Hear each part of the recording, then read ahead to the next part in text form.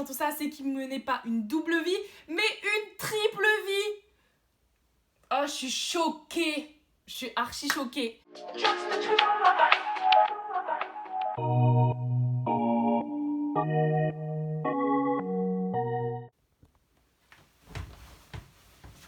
Hello! J'espère que vous allez bien. Tout d'abord, n'hésitez pas à vous abonner. On se retrouve pour une nouvelle vidéo YouTube sur un thème qui vous a beaucoup fait parler quand même. Vous avez été nombreux à répondre à mes sondages, beaucoup plus que d'habitude, genre 800, 900 personnes. Et vous m'avez donné plein d'histoires, donc franchement c'est hyper cool. Donc tout d'abord, merci beaucoup. Donc comme d'hab, je suis pas coiffée, je suis pas maquillée, je suis habillée, voilà, tranquille. C'est pas grave, de toute façon, l'important c'est plutôt ce que je vais vous raconter. La première question c'était: pensez-vous que la tromperie est un passage obligatoire dans un couple? Et vous avez répondu non à 96%. Et je suis totalement d'accord avec vous. Moi aussi, je pense que la tromperie, ce n'est pas un passage obligatoire du tout dans un couple. Je pense qu'il y a des couples qui restent fidèles l'un à l'autre tout le temps. Et heureusement que ça existe. Ensuite, je vous ai demandé si vous aviez déjà trompé l'un de vos partenaires. Et vous m'avez répondu non à 77%. Donc il y a quand même 23% de oui. En ce qui me concerne, non, je n'ai jamais trompé un de mes partenaires. Donc voilà, si vous regardez cette vidéo, sachez que je ne vous ai pas trompé. On sait qu'il y a des tromperies, donc je vois pas trop ce que je peux vous dire de plus dessus. Question suivante. Avez-vous déjà été trompé? Et vous avez répondu oui à 45%. Donc on est quand même à un très très gros pourcentage de personnes qui se sont fait tromper. Pas cool. Et en ce qui me concerne, peut-être que j'ai été trompée, mais je ne suis pas au courant.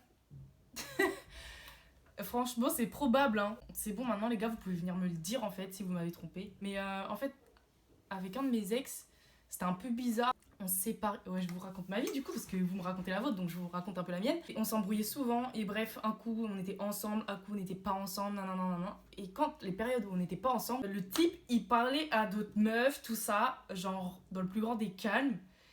Et un jour, on n'était pas ensemble, mais on savait qu'on allait se remettre ensemble. En tout cas, ouais, on savait. Je la fais courte. En fait, on était sortis en boîte avec mes copines et tout machin, et il était dans la même boîte que nous. Et bref, quand on rentre, il y a une meuf, elle vient me voir pour me dire: ouais, excuse-moi, c'est ton gars, lui, en fait, parce que pendant que t'étais pas là, que t'étais partie en stage, parce que j'étais partie en stage d'athlé, il m'a parlé, on s'est vu, on a été au cinéma, en plus voir le film que je voulais voir. Excellent garçon. Et puis bah voilà, il m'a raccompagné chez moi et juste on s'est embrassé. Pardon. Mais ça, est-ce que c'est de la tromperie ça? Parce que lui après, forcément, il était là: mais on n'était pas ensemble, hein, donc non. Ouais, ok, on n'était pas ensemble, mais on allait se remettre ensemble en fait. Enfin... Ouais, là je sais même pas quoi dire. Donc je pense qu'il y en a, vous allez dire que c'est de la tromperie, il y en a d'autres, vous allez dire bah non, vous n'étiez pas ensemble, donc voilà, en soi, chacun fait ce qu'il veut. Prenez ça comme vous voulez, mais on va dire que je me suis à moitié fait tromper. Bref, c'est du passé. On a le classique il m'a trompé avec ma meilleure amie. On a résumé, copine de fac, au bout d'un an, elle part au ski avec le BDE et pouf, elle glisse dans le lit d'un autre.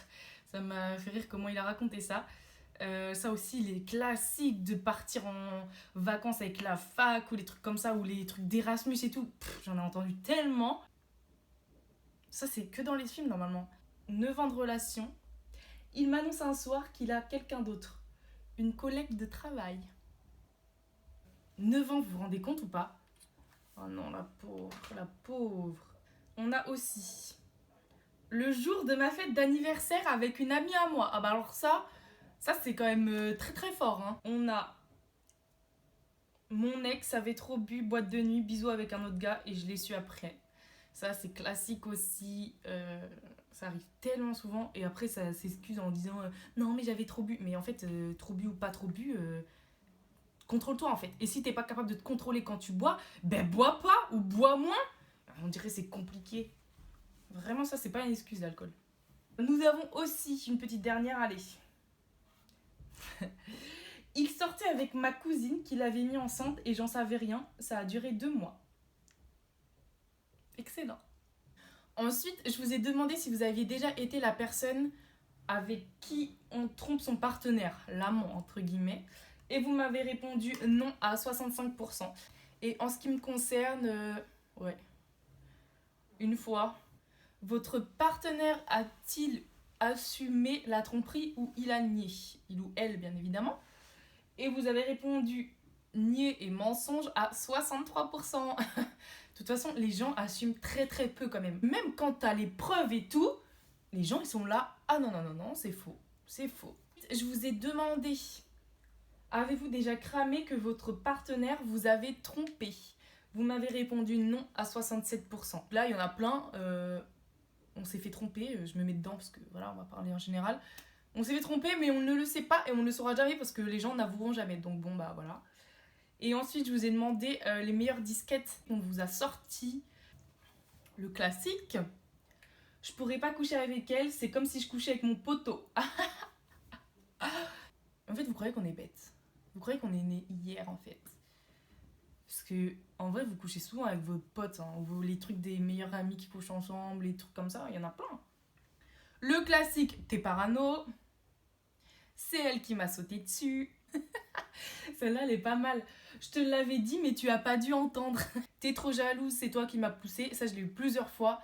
Ça, c'est la fausse excuse, en fait. Si je te saoule, ou si je suis trop jalouse, ou si j'en sais rien quoi, mais quitte-moi. Quitte-moi et va faire tes trucs après. Mais me trompe pas. Vous pouvez quitter les gens, hein, vous savez. Et pour finir, je vous ai demandé si vous aviez déjà pardonné la tromperie. Et vous m'avez répondu oui à 32%. Et comme j'en discutais en DM avec certaines personnes, notamment avec des filles, en fait, on parlait de ça et on disait qu'on ne pouvait pas juger quelqu'un qui pardonnait la tromperie parce qu'il y a tellement de choses qui rentrent en compte. C'est un contexte, il y a des familles, il y a un travail, il y a un appartement, il y a plein de trucs. Du coup, on va passer aux petites histoires de tromperie. Vous m'avez raconté plein d'histoires. Du coup, vraiment trop d'histoires, donc je ne peux pas tout raconter. Donc, merci à tous pour vos petites histoires, mais j'ai pris que les meilleures. Les meilleurs de la tromperie. Les plus incroyables, on va dire ça comme ça. Donc, on commence par un garçon qui me dit 4 ans et demi avec la personne, on a acheté un appart, etc. Je l'ai emmené en week-end, spa, massage. Juste avant le week-end, j'avais demandé à son père, sa mère et ses frères l'autorisation de lui demander sa main. Tous ont accepté. On part pour le week-end et là-bas, je découvre qu'elle me trompe depuis 2 mois. Le retour était très long, sans un bruit. Non mais c'est tellement horrible, c'est horrible. Donc en fait ça fait 4 ans et demi que t'es avec la personne, t'es là, tu demandes à toute sa famille leur accord pour l'épouser, et en fait la meuf elle te trompe depuis 2 mois. Et vous vous rendez compte? Il était à 2 doigts de l'épouser en fait. C'est horrible. Donc là c'est une fille qui nous raconte son histoire, comme quoi elle s'est fait tromper. Premier copain, 2014, après 7 mois de relation, je suis montée sur Paris pour mes études et le sport. Je le voyais chez moi, mais depuis que j'étais montée sur Paris, il ne m'a jamais emmenée au resto ou en sortie, ni quoi que ce soit. Il mettait toujours des snaps dehors et avant sur Snap, tu voyais les meilleurs amis. Je me rappelle très bien. Il y avait une fille qui revenait tout le temps. Loin d'être naïve, je savais qu'il y avait un truc. Un jour, j'ai capté son mot de passe. J'ai vu les photos, messages. Il me trompait depuis longtemps. Je n'ai rien dit au début et puis j'ai fini par lui dire « Tu n'as pas honte de me tromper et de venir manger chez moi ?» Et un jour, il m'a dit qu'il partait en voyage avec des potes. J'avais déjà ajouté cette fille sur Snap et ils avaient les mêmes snaps. À cette période, je suis partie après lui quelques jours en stage avec mon groupe. Je lui ai écrit une lettre pour qu'à mon retour, il m'efface de sa vie. Je ne comprenais pas pourquoi il restait avec moi s'il en aime une autre, clairement.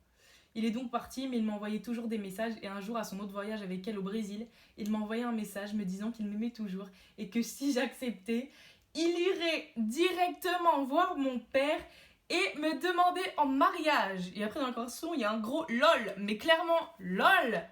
Mais attends, je m'évanouis. Mais c'est quoi ça? C'est quoi ça? Mais vous êtes cinglés, ma parole, c'est pas possible. C'est pas connecté là-haut. C'est pas connecté. Comment ça tu as demandé la main à mon père? Mais t'es fou, toi.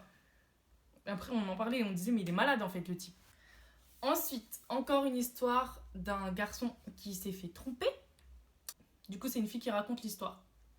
Mais c'est le garçon qui s'est fait tromper. J'ai des meilleurs potes qui étaient en couple depuis 2 ou 3 ans au lycée. Des âmes sœurs depuis la maternelle.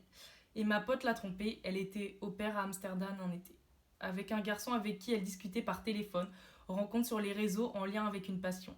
À la base, c'était juste pour discuter, mais ils se sont bien plu et ont décidé de se voir là-bas. C'est arrivé de nulle part, même moi en tant que pote, j'étais choquée, je m'y attendais pas. Elle nous a demandé si elle devait lui dire ou pas, évidemment, on lui a dit de lui dire ce qu'elle a fait, mais lui, il a été littéralement brisé. Oh, vous faites ça. Mais en fait, juste pourquoi vous quittez pas la personne? Surtout quand tu sens, là, il y a une discussion, tu sens que tu parles avec la personne, que vous vous plaisez bien et tout. Call ton gars et dis-lui, je suis désolée, là, ça a pu le faire, mais arrêtez la relation en fait, parce que la personne qui est en face, ça lui brise tellement le cœur. Ok, donc là, l'histoire, c'est une fille qui nous raconte son histoire et elle s'est fait tromper par son gars, un peu histoire de dingue. Elle avait 17 ans. Elle sortait avec un gars qui était un peu genre coté, etc. à l'époque, tout ça. C'est pas dans le même lycée et du coup, lui, il était dans un lycée où il y avait plein de meufs qui étaient sur ses côtes, qui l'aimaient bien, tout ça, tout ça. Et genre, au fur et à mesure de la relation, genre au bout de 9 mois, il faisait des trucs un peu chelous. En gros, elle faisait du sport et du coup, bah, il venait la voir genre après l'entraînement, mais en disant ouais, pourquoi t'es tout le temps en tenue de sport, etc. Elle lui dit bah attends, genre tu viens me voir après les entraînements. Normal, je suis en tenue de sport, je me suis pas lavé tout ça, je vais pas être en jean. Enfin, bref, que des remarques en gros, il avait jamais fait avant. Mais voilà, du coup, il commence à s'embrouiller tout ça et du coup, il décide de faire un break. Mais genre, il savait qu'ils allaient se remettre ensemble. Mais c'est pas pendant le break, on l'appelle et on lui dit ouais, en fait, ton gars, il a mis une meuf enceinte. Pardon. Elle dit attends, comment ça, il a mis une meuf enceinte? Ça fait 4-5 jours qu'on est plus ensemble. Elle lui dit donc en fait, ça veut dire que tu m'as trompé et que la meuf, tu l'avais déjà mis enceinte. Non, mais pas du tout et tout, machin. Bref, et en fait, si, au final, si. Et la meuf, elle lui avait fait un guet-apens. En fait, ça faisait 3 mois qu'elle était enceinte. Comme elle voulait garder l'enfant, bah, elle lui a dit qu'au bout de 3 mois, comme ça, elle pouvait plus avorter. Et voilà. Ils se remettent pas ensemble ni rien. Et donc, tout l'été, ils se parlent pas, tout ça. Au final, après, la meuf, elle accouche. Elle lui envoie un message au gars en disant, bah, quand même, félicitations pour ton enfant et tout. Mais du coup, au final, ils se voient parce qu'il était tellement dans le mal, etc. Donc, ils ont parlé et tout. Au final, ils se rendent compte que, bah, ils s'aiment toujours. Donc, en fait, ils se remettent ensemble. Ça m'a fait trop rire parce que dans l'audio, elle m'a dit, me voilà belle maman à 18 ans. Et j'étais morte. C'est lui qui avait la garde de l'enfant parce que la meuf, elle faisait ça juste pour se marier avec. Et si ils étaient pas mariés, eh ben, elle voulait pas de l'enfant. Donc, en fait, elle a refusé l'enfant. Mais elle est folle, la meuf. Du coup, ils se remettent ensemble, etc. Ça se passe hyper bien, tout ça, tout ça. Et après une de ces compétitions, il y a une de ses potes qui lui dit ouais, en fait, ton gars, il a mis enceinte sa meilleure pote. Elle dit quoi? Une double trahison? Non mais attends, c'est pas possible. En fait, le gars, pendant l'été où ils se parlaient pas, il a mis enceinte sa meilleure pote. Et du coup, elle a gardé l'enfant aussi. Aujourd'hui, le type a 3 enfants, de 3 mères différentes. Qu'en plus, le 3e enfant, il a eu encore quelques mois après. Enfin voilà, en 2 ans, 3 enfants, 3 mères différentes. Et elle s'est fait trahir 2 fois. La fille qui m'a raconté, elle a dit ah ouais là non c'est trop, c'est chaud là, c'est chaud. Elle a fui fort. C'est double trahison. Le gars, il a mis enceinte 2 meufs alors qu'il est avec toi. Et en plus toi t'es là, tu crois que tout se passe bien. Oh my god. Je lui dis mais tu devais être tellement mal et tout. Et puis là elle me dit non mais maintenant j'en rigole parce que bah voilà c'est passé et que bah je m'en fiche. Mais sur le coup comment je pleurais. Mais tu m'étonnes. Donc voilà, c'est un garçon qui nous raconte son histoire.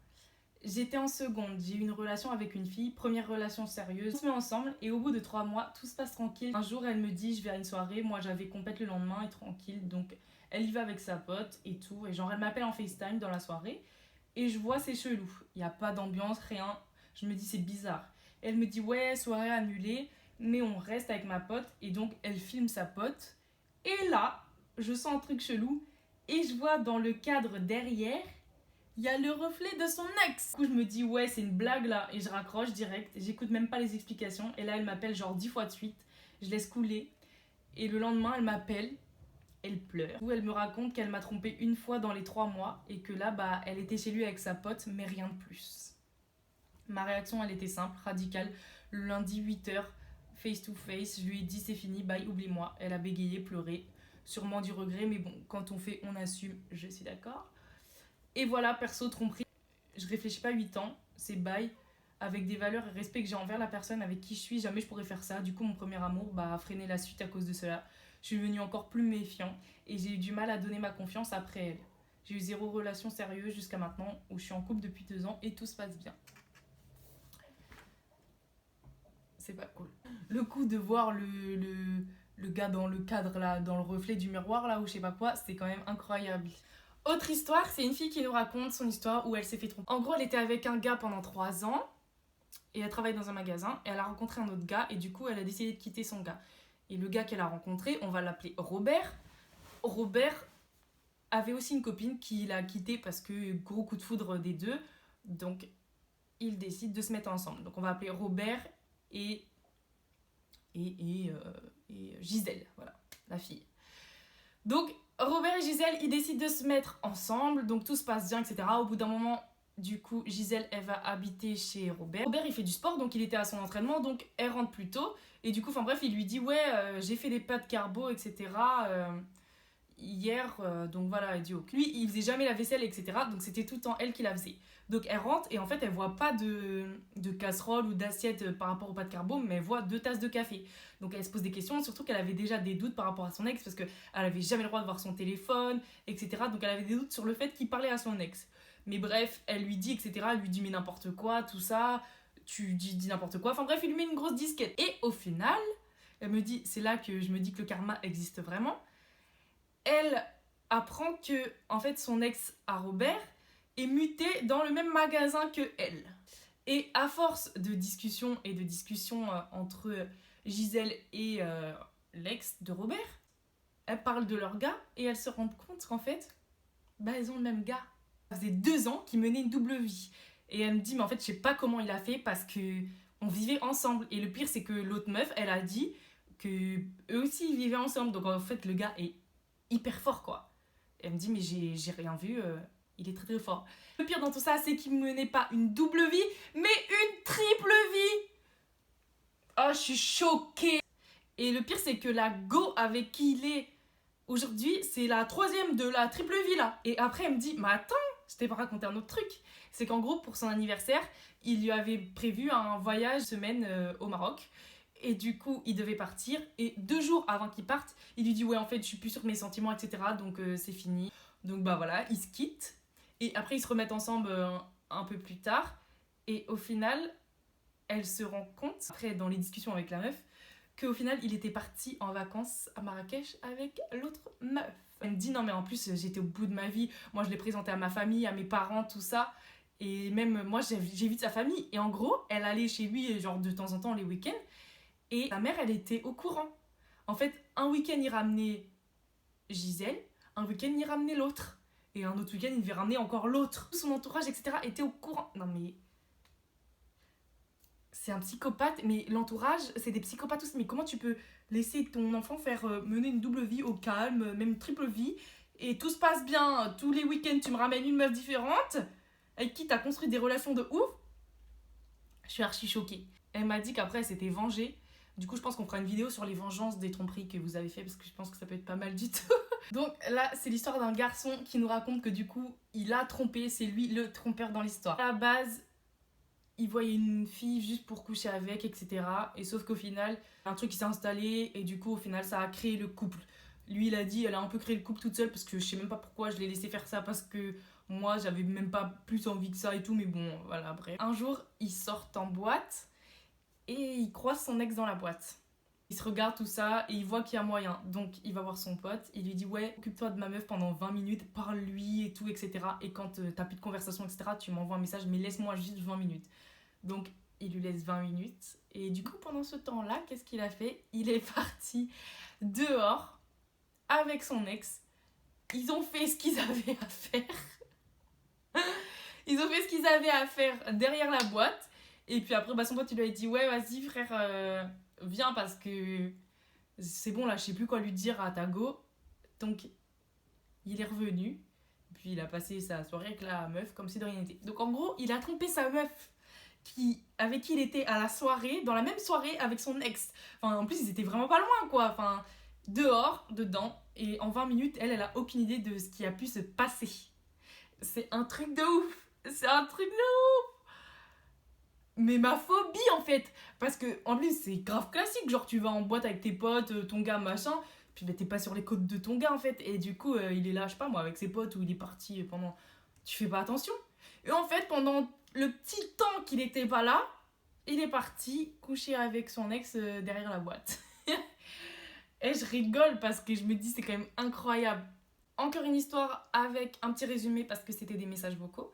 Donc en gros c'est une fille, ça se passe quand elle a 19 ans, donc elle rencontre son premier amour, c'était hyper fusionnel, il s'aimait de ouf.